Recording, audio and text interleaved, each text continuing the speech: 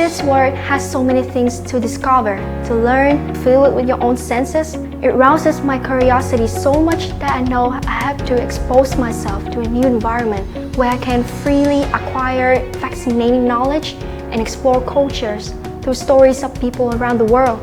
Therefore, I choose to study abroad. I remember constructing the first draft of my essay.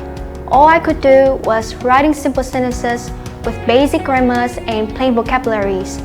I had struggles developing my ideas because sometimes I felt like I had a vague notion of what to write, but just couldn't formulate into a sentence coherently.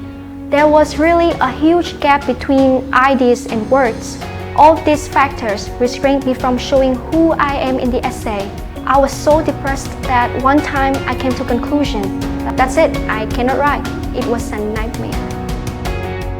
E-test helped me analyze the problem, then came up carefully with a study strategy and helpful tips that worked best for me. This is really the best part of e-test because each student scheme is advised differently from others to make sure that all can achieve their goals.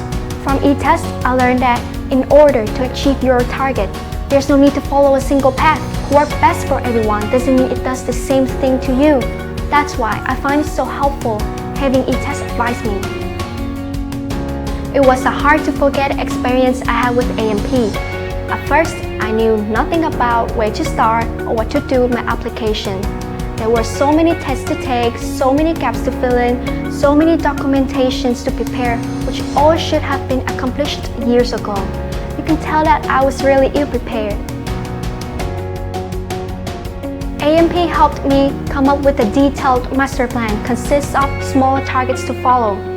During this tough journey, my application was tracked so roughly, and AMP would suggest any alteration if needed.